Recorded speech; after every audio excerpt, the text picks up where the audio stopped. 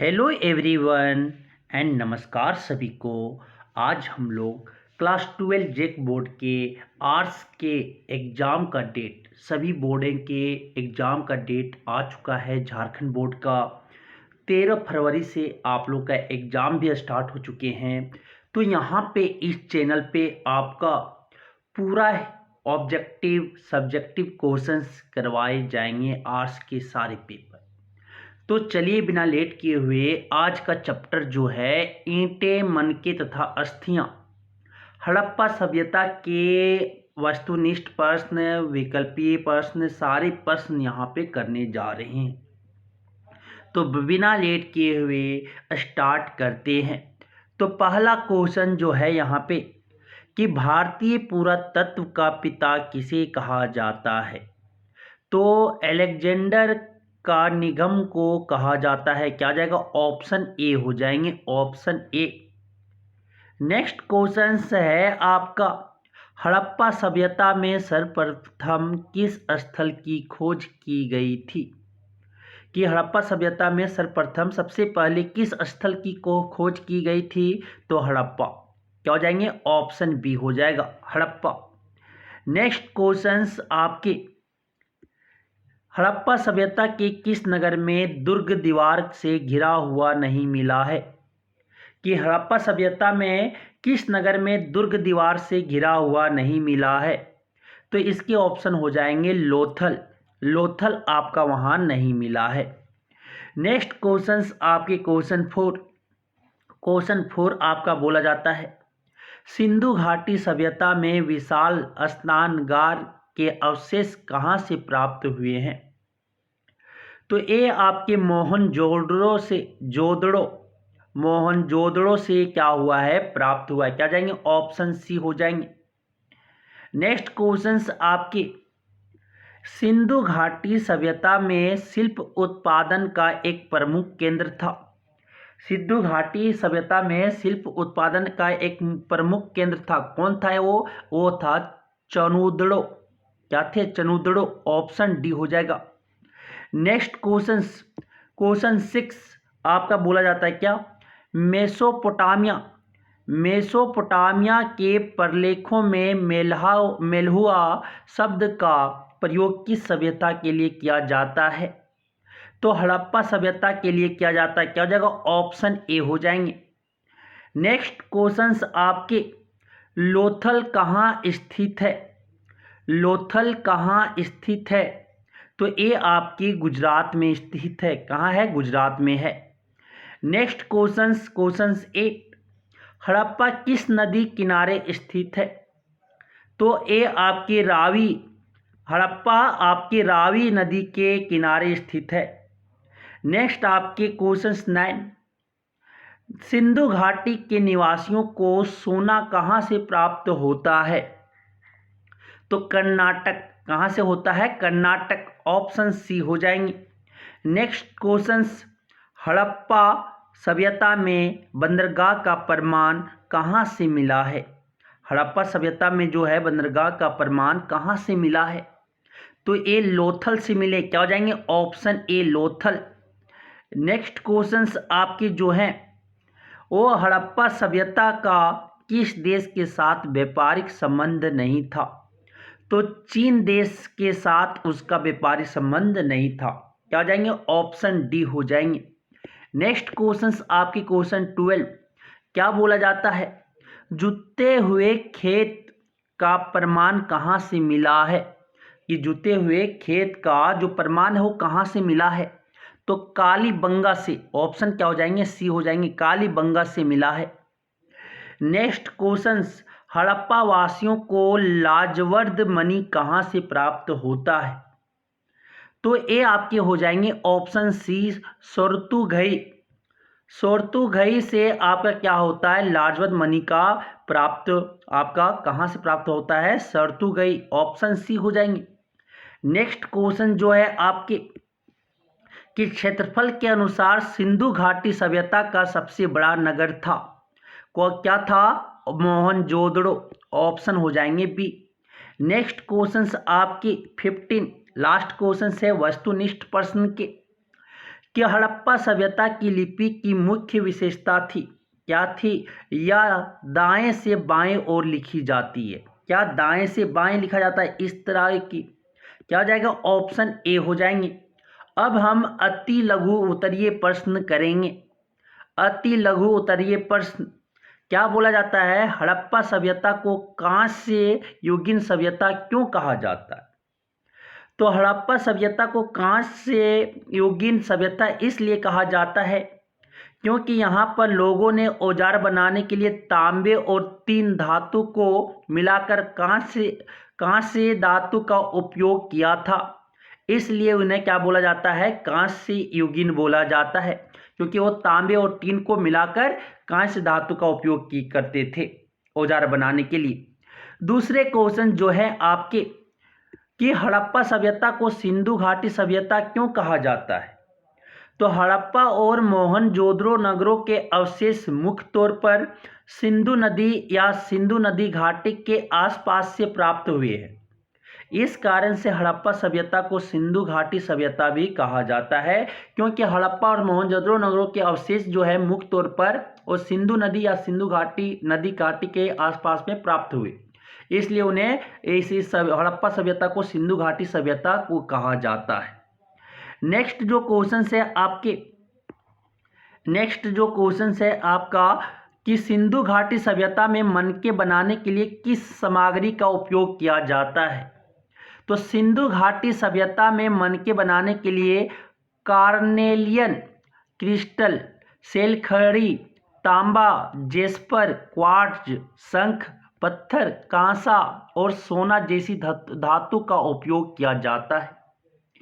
Next question से आपके सिंधु घाटी सभ्यता की उन स्थानों के नाम बताएं जहां सिंचाई के अंश पाए गए हैं। तो सिंधु घाटी सभ्यता के उन स्थानों के नाम निम्नलिखित है जहां सिंचाई के अंश पाए गए थे। वो है सोर्तुघई और आपके धोलावीरा, ये 2 जगह पे सिंचाई का अंश पाया गया था। नेक्स्ट क्वेश्चन आपका जो है हड़प्पा सभ्यता के लोगों को व्यापारिक संपर्क किन देशों से थे? तो हड़प्पा सभ्यता के लोगों के व्यापारिक संपर्क आपके मेसोपोटामिया, ओमान, बहरीन, ईरान आदि देशों से था। नेक्स्ट क्वेश्चन जो आपके हैं कि हड़प्पा वासी तांबा और सोना कहाँ से प्राप्त करते थे? तो हड़प्पा वासी राजस्थान से खेतड़ी से तांबा और दक्षिण भारत कर्नाटक से सोना प्राप्त करते थे। नेक्स्ट जो आपके क्वेश्चन से क्वेश्चन 7 क्या बोला जाता है कि किस पुरा स्थल को हड़प्पा सभ्यता की सबसे बड़ी बस्ती माना जाता है? तो पाकिस्तान के सिंध प्रांत के लरकाना जिले में स्थित मोहनजोदड़ो को हड़प्पा सभ्यता की सबसे बड़ी बस्ती माना जाता है। मोहनजोदड़ो का क्षेत्रफल 125 हेक्टेयर था। नेक्स्ट जो क्वेश्चन है आपके कि हड़प्पा सभ्यता कहाँ कहाँ विकसित हुई थी?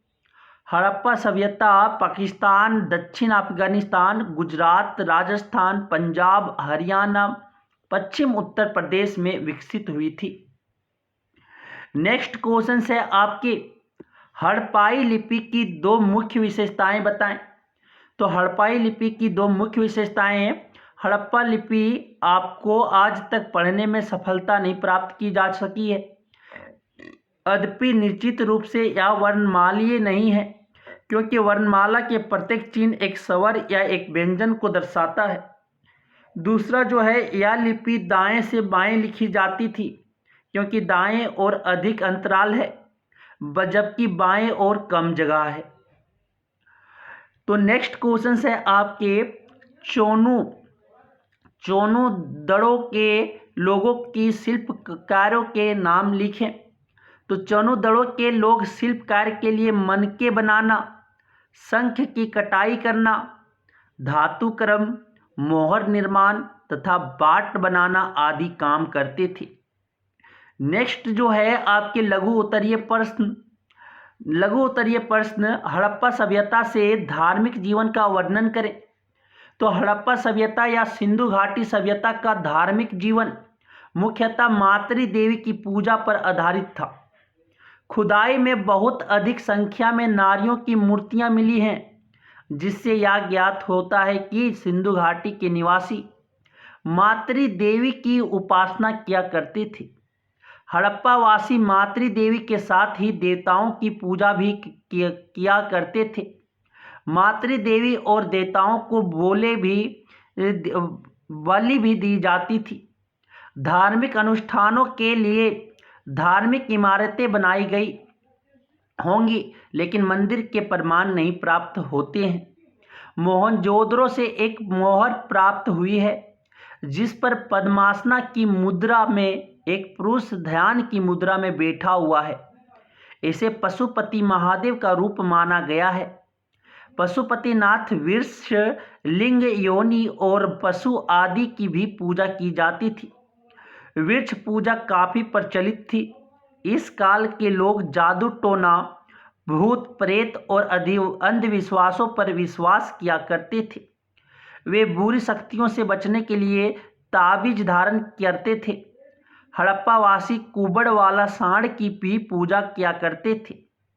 ये लोग पक्षियों की भी पूजा किया करते थे।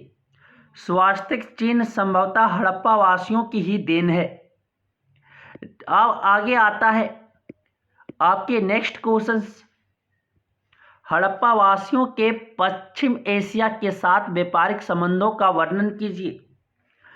पश्चिम एशिया विशेषकर मेसोपोटामिया के साथ हड़प्पा वासियों के व्यापारिक संबंधों के अनेक प्रमाण प्राप्त हुए हैं।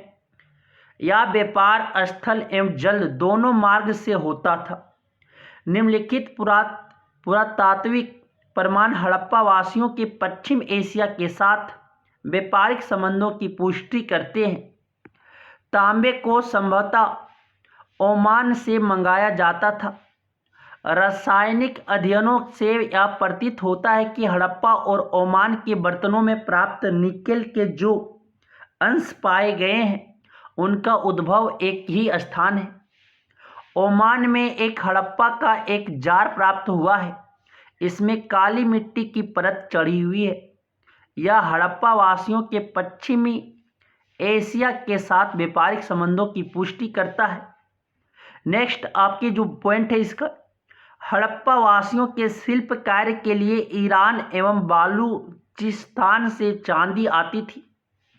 शीशा ईरान और अफगानिस्तान से मंगाया जाता था। हड़प्पा वासियों के बाट मोहरे पासे तथा मनके पश्चिम एशिया के कई स्थानों से मिले हैं, जो हड़प्पा सभ्यता एवं सुदूर देशों के व्यापारिक संबंधों की ओर इशारा करते हैं। मेसोपोटामिया से प्राप्त हुई कई लेखों में मगान एवं मेलहुआ नामक स्थान, जो हड़प्पाई क्षेत्रों के लिए प्रयुक्त होता था, से लाए गए उत्पादों की चर्चा है। इन उत्पादों में लार्जवर्द मणि, सोना, तांबा और कई प्रकार की लकड़ियां शामिल थी। हड़प्पा के मोहरों में पानी जहाज एवं नाव के चित्र मिलते हैं। यह उनके समुद्र व्यापार की ओर दर्शाता है। मेसोपोटामिया के लेखों में मेलहुआ को नाविकों का देश कहा गया है। तो नेक्स्ट क्वेश्चन आपके, हड़प्पा सभ्यता में मनके बनाने के लिए प्रयुक्त पदार्थों की सूची बनाइए। कोई भी एक प्रकार का मनका बनाने की प्रक्रिया का वर्णन कीजिए। मनका बनाने के लिए कई प्रकार के पदार्थ प्रयोग में लाए जाते थे, जैसे कार्नेलियन, जेस्पर, स्फटिक, क्वार्ट्ज तथा सेलखड़ी जैसे पत्थर, तांबा, कांसा तथा सोने जैसी धातु में तथा फायंस और पक्की मिट्टी। कुछ मनके 2 या 2 से अधिक पत्थरों को मिलाकर भी बनाए जाते थे। मनकों पर अलग अलग तरह के कृतियां और रंगों का इस्तेमाल होता था। तकनीकी दृष्टि से मनकों पर अलग अलग तरीकों से कार्य किया जाता था। सेल खड़ी जैसे मुलायम पत्थर से मनके बनाने का काम आसानी से हो जाता था। सेल खड़ी के चूर्ण से लेप तैयार करके सांचे में डालकर विभिन्न प्रकार के मनके तैयार किए जाते थे। कठोर या ठोस पत्थरों से मनके बनाने की प्रक्रिया जटिल थी। ऐसे पत्थरों से मात्र ज्यामितीय आकार की मनके बनाए जाते थे।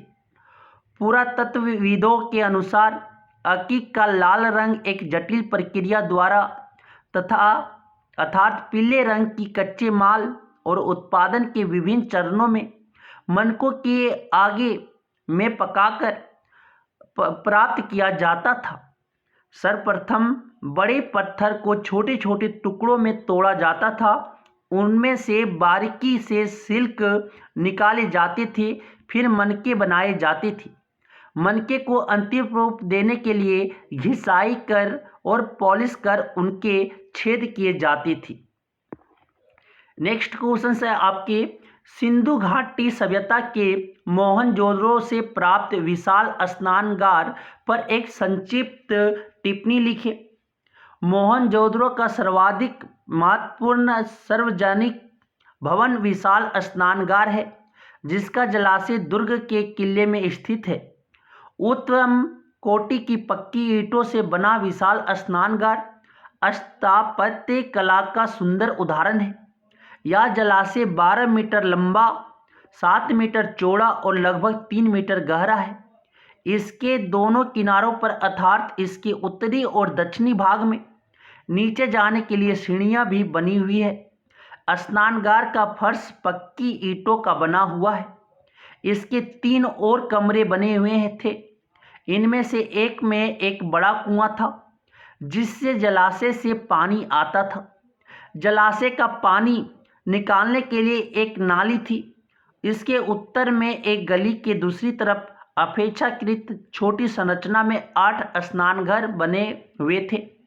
इस संरचना के अनोखेपन तथा क्षेत्र में कई विशिष्ट संरचनाओं के साथ मिलने से ऐसा प्रतीत होता है कि इसका प्रयोग धार्मिक अनुष्ठानों के समय स्नान के लिए किया जाता होगा, जो आज भी भारतीय जनजीवन का एक आवश्यक अंग है।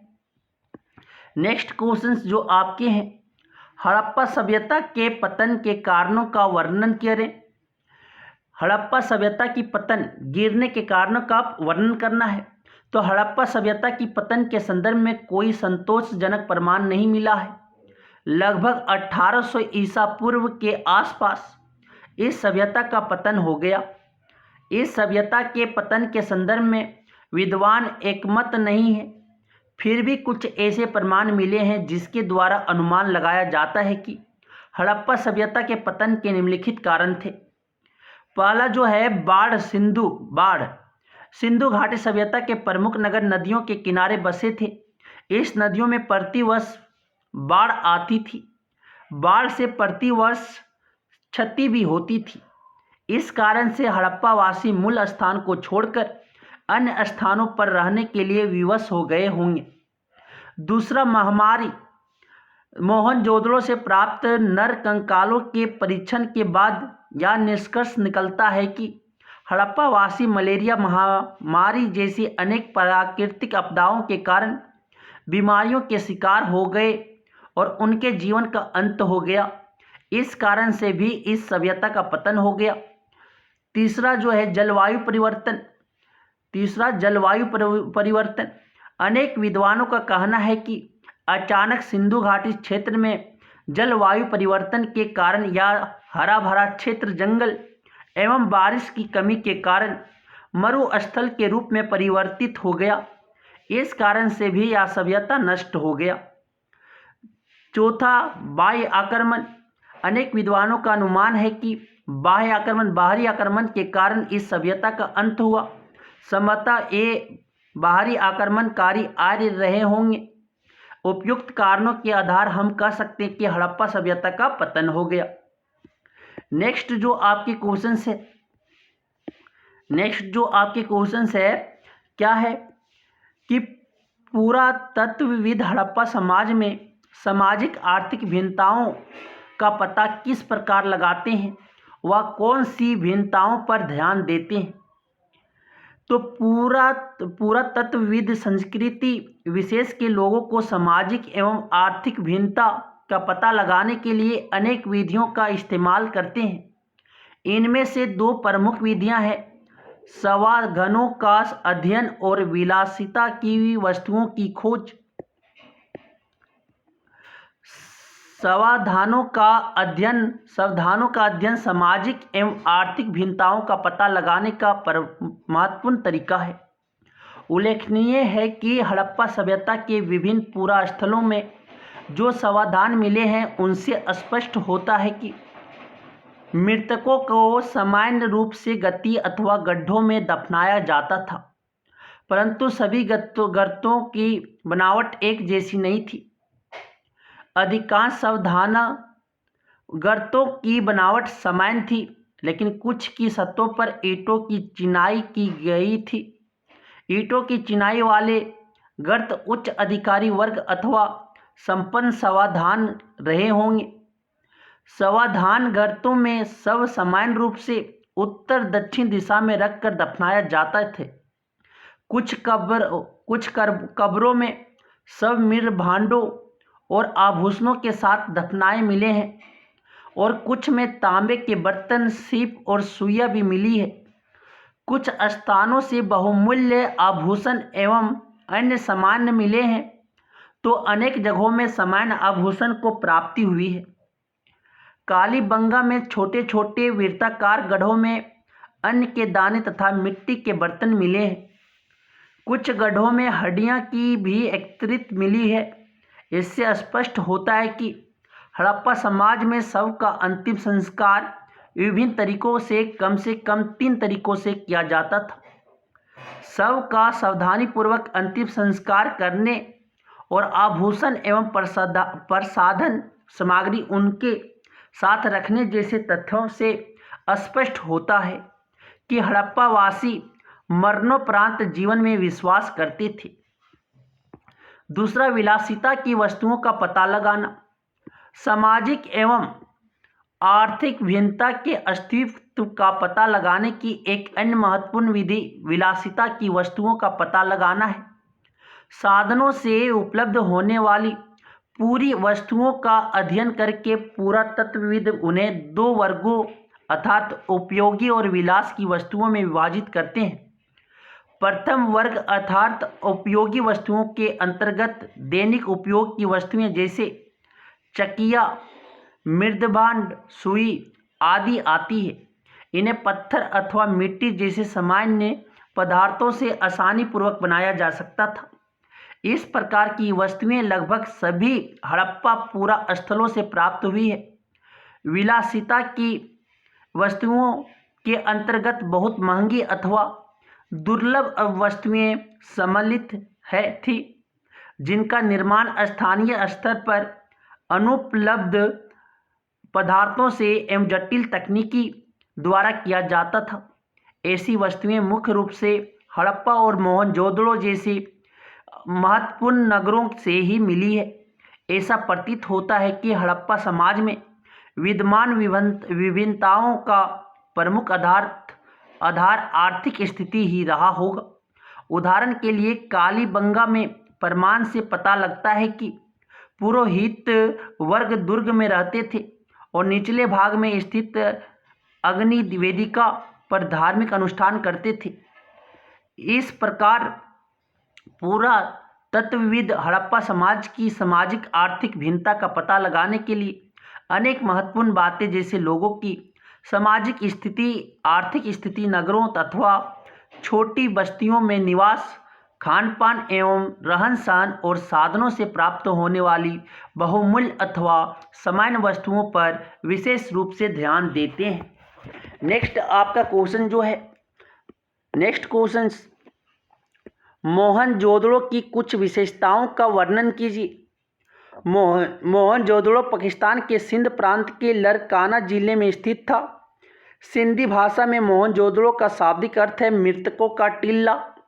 मोहनजोदड़ो की खुदाई से निम्नलिखित विशेषताएं प्रकट हुई हैं जो निम्नलिखित है।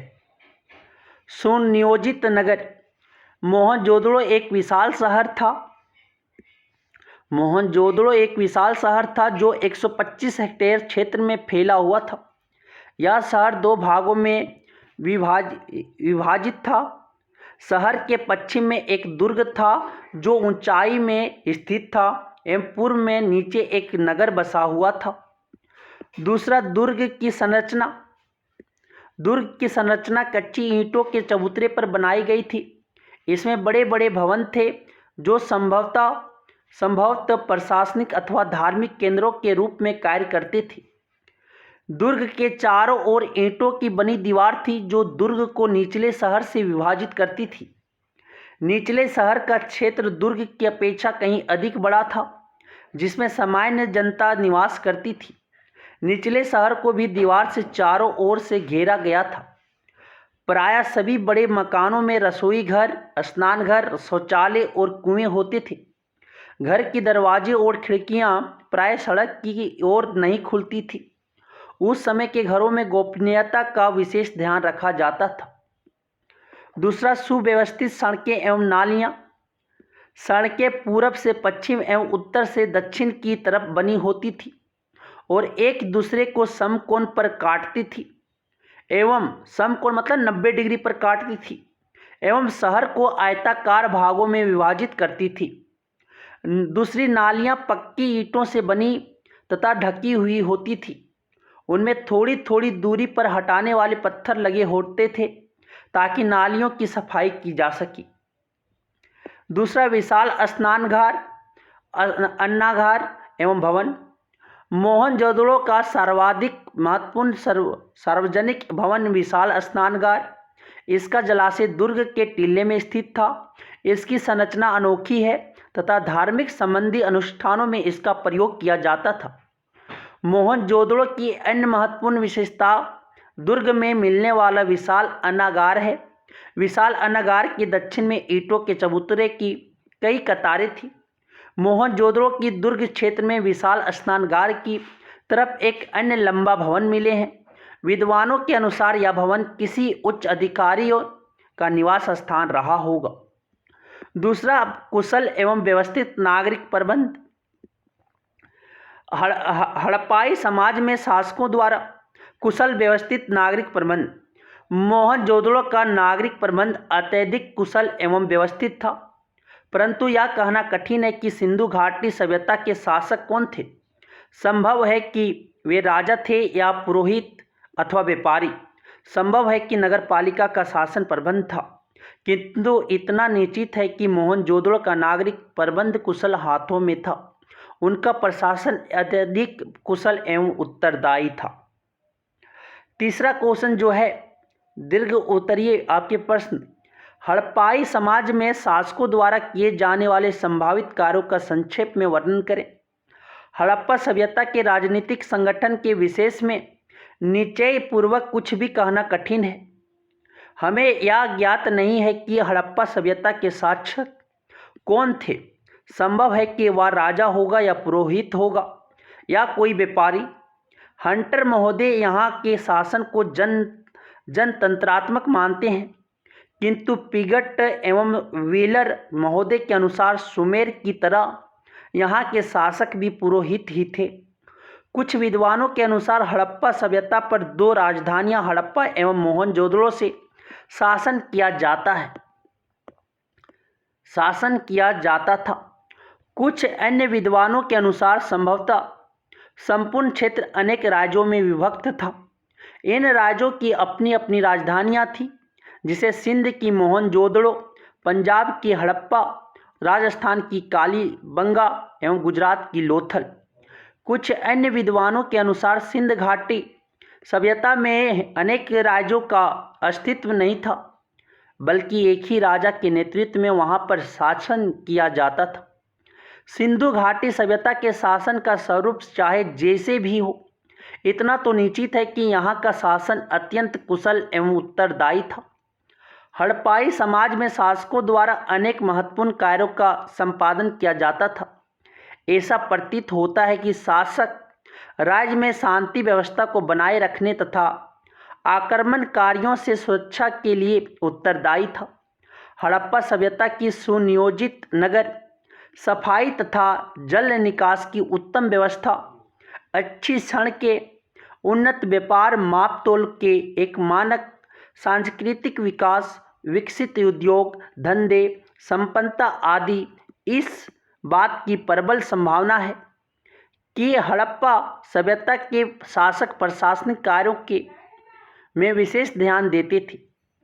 संभवतः हड़प्पा सभ्यता के नगरों के नगर नियोजन में भी राज्यों का महत्वपूर्ण योगदान रहता होगा। इतिहासकारों का विचार है कि प्राचीन विश्व में जहाँ जहाँ नियोजित वस्तुओं के प्रमाण मिले हैं, वहाँ पर इस बात का प्रमाण मिलता है कि सड़कों की योजना का विकास धीरे धीरे नहीं हुआ है, बल्कि एक विशेष ऐतिहासिक समय में इनका निर्माण हुआ है। इतिहासकारों का मानना है कि हड़प्पा सभ्यता के शहरों का ईंटों का एक जैसा आकार होना या तो कड़े प्रशासनिक नियंत्रण के कारण था, या तो लोगों को व्यापक तौर पर ईंटों के निर्माण के लिए नियुक्त किया जाता था। इसी प्रकार हड़प्पा सभ्यता के विभिन्न स्थानों से तांबे, मिट्टी के बर्तन, कांसे के बर्तन मिलने से यह अनुमान लगाया जाता है कि इनका भी निर्माण इसी प्रकार किया गया होगा। इसी प्रकार अनुमान लगाया जाता है कि विभिन्न नगरों की योजना राज्य द्वारा ही बनाया गया होगा और विभिन्न स्थानों पर सड़कों, नालियों का निर्माण राज्य द्वारा ही किया गया होगा। उल्लेखनीय है कि हड़प्पा सभ्यता के शहरी केंद्रों की योजना का अध्ययन करने पर पता चलता है कि नागरिक व्यवस्था की उचित देखरेख और विशाल जल निकास व्यवस्था थी। निकास के लिए निकालने के लिए प्रत्येक गली में नाली बनी होती थी। गली में बनी यह नाली नगर नियोजन का एक हिस्सा था। घर अलग अलग अपने अपने ढंग से इस कार्य को संपादित नहीं कर सकते थे। इसका स्पष्ट तात्पर्य है कि प्रशासन द्वारा स्वयं सभी कार्यों को नियंत्रित किया जाता था तथा इनकी देखरेख का कार्य किया जाता था। ऐसा लगता है कि शिल्प उत्पादन का कार्य और वितरण का कार्य शासकों द्वारा ही नियंत्रित किया जाता था। यही कारण है कि कुछ उद्योग विशेष रूप से कम वजन वाले कच्चे माल ईंधन के स्रोत के निकट स्थापित होते थे और कुछ वहां स्थित थे जहां इनकी खपत अधिक थी। हड़प्पा और मोहनजोदड़ो जैसे नगरों में विशाल अन्नगारों का मिलना इस बात की प्रबल संभावना है कि सिंधु घाटी सभ्यता के शासक को हमेशा ही प्रजाहित की चिंता रहती थी। इसलिए अनाज को विशाल अन्नगारों में सुरक्षित रख लिया था ताकि जरूरी अनुसार आपात स्थिति में इनका प्रयोग किया जा सके। तो हम चैप्टर 1 हिस्ट्री के इतिहास की पहला चैप्टर के सारे क्वेश्चंस बारीकी तरीके से देख चुका हूँ। तो ये अगर आप पढ़ के जाते हैं, इसी तरह ये आपके पूरे इतिहास के क्वेश्चंस सारे चैप्टर का करवाया जाएगा। 13 फरवरी से पहले आपको ये सिलेबस कंप्लीट कर दिया जाएगा। धन्यवाद।